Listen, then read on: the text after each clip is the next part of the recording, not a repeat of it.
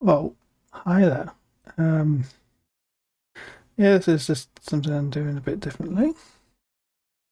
Been around something, but just a quick video to show what I've done with characters. I've been playing around with them, but I have completed um, two characters up to level 5, just so I have something to play around with in doing tests and stuff. So I've got Jambe. He's a Hill Dwarf sorcerer, level 5. He's got all this usual stuff here. Spells, I've gone for ones that allow me to do certain things. So hold person, fireball, shield, enlarge and reduce. These all have like macros and stuff tied to them. Or some of them do anyway. I'll play around with those at some point. And then I've just got, yeah, that's it. He gains Sponta Magic and Meta Magics at 5th level, so I just popped those in. I think I was trying to source a macro for the Font of Magic, but I couldn't get it to work, so that's something to play around with at some point. The other one I did was Sanem. So Sanem is a half elf monk, and you can see same as all I've done on these. So I've gone through. This one is a Way of the Shadow. That's it. And I've gone through adding these on, so you can see here, looking at the effects. So we've got Dark Vision, Common Elven, Vision is built in. Key points is how I have it updated. So that's me. There we go. To maximum on my primary resource, which is this resource here, is equal. So this basically means it's equal to my monk level. So once you get key points, which is 2nd level, you get these features, and this will automatically update key points to the level I need it to. So I have to keep messing around with it. Unarmored defense, same. I believe this actually came part of, yeah. So with certain modules, I believe the SRD, yeah, that's items. So that's the one. So the SRD, dynamic active effects SRD, comes with certain features pre-built. So you can see here, unarmored defense, unarmored movement. Things like this are already pre-built, so you don't have to do it yourself. Someone's gone in and done these effects, so this is what the unarmored defense and movement is. You can see here, this one here, it shows you, so this basically tells you that the calculation to figure out how this movement speed increases.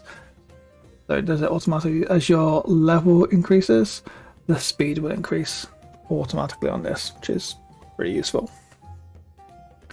And then yeah, I've gone for efficiencies. So again, I've done it same as I've done the other one. Where are we? Ancestry. So half elf. So you can see here, fair ancestry. There's no way to automate this, unfortunately.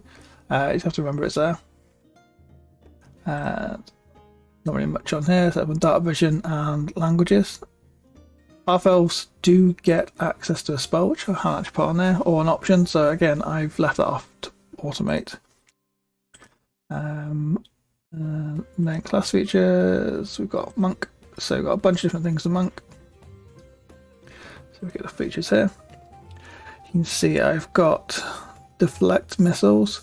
Now, I had to split this into 2. So I have deflect missiles to catch it. So the way this will work is if I roll, click damage, it calculates the roll. So I would just go, okay, -9 from that attack roll, from that damage. And I know if I get to 0, then I can then throw it, which I just do my throw. It automatically does the throw for me. Yeah, so That's those slow fall and patient defense. These are all been set up. So if I look at Stunning Strike, for example, I've been set up, yeah. So you can see here, I set it to show as attribute resource primary value. So the first number here is the value, second was the maximum, and how many it decreases it by. So when I use Stunning Strike, so if I go, just get a Stunning Strike, so you get a pop-up saying consume resource, yes, and then it does this. And you can see it's automatically deducted a key point from there. So that's how I've got those. Any that use key points are all built the same. It's also the same for these. So these are done using the spells, but you can see here, I've set it attribute and value 2. So the way the shadow gains these spells, that can be used with key points. So it's 2 key points per spell, and basically at will or innate casting spells. So you just use these as you wish. So I've set them all so they all just use the resource. Quite straightforward. Armor is set up. I'm not sure if I need to change that properly, but you can see the calculation that's showing there.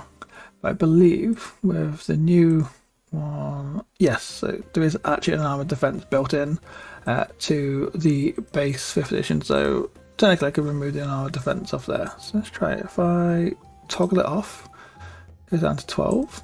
And if I say this is a monk, see that? It automatically updates it for me. So you can do it either way.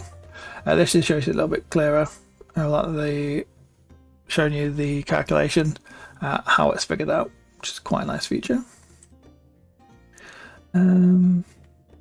Gallery and obviously monk proficiencies, they are all set at space. So like I did on the previous one, this is how I do it.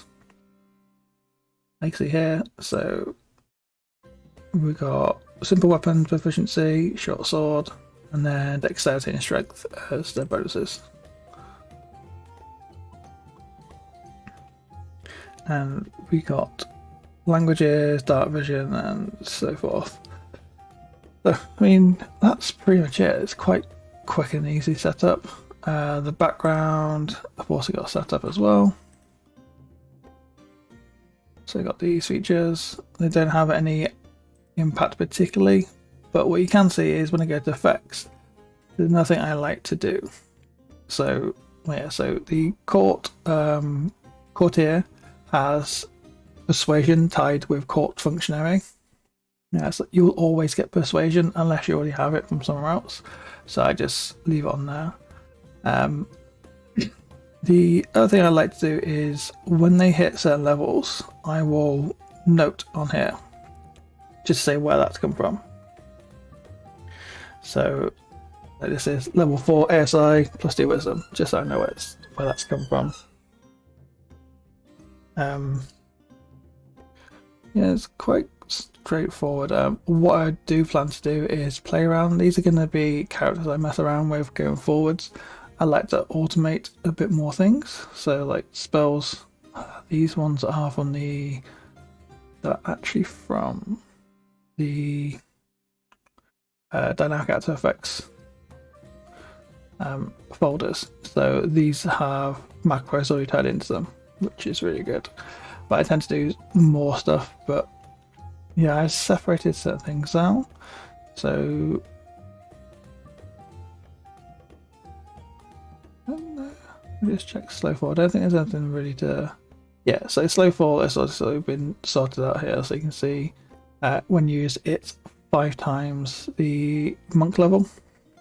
Now you can specify class level, character level even, and it's in a different way. So if you wanted to say it's a 5th level character but they're multi-classed, with actor effects and dynamic actor effects, if you select certain options, it will specify this is how it all works out, and this is what it ties into. Let's do it like that. But yeah, this is just a quick video to show an update on these two characters, and for future videos I'm going to do automation on certain things, set up how automation works with MIDI QOL, for example. But this is going to be showing, so I've got 3 dummies. One has normal, one's resistant, and one's immune. And quite straightforward, but we'll go through those another day. Well, I will. Yeah.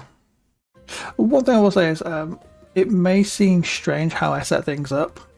So why am I going through it or adding all these effects and so forth? The way I do it is because if I need to build a character for someone later, say I have someone that's like, I want to play a fighter. I know I can just go into my folder for my fighter, literally drag and drop proficiencies on. Those are all updated. If I've got the races set up, so say it's a dwarf, and go here, okay, right, drop these on there, updates those automatically. And they're an Outlander background, I can just drop those on there and they have them. It's just a way for me to make things a bit quicker, set things up. It takes time now, which is, yeah, kind of fair enough, but after a while, to me, it just works. It's the way I prefer to do it. But yeah, anyway, it's a quick video. Thanks for watching, and I hope you all enjoyed it. Thanks a lot.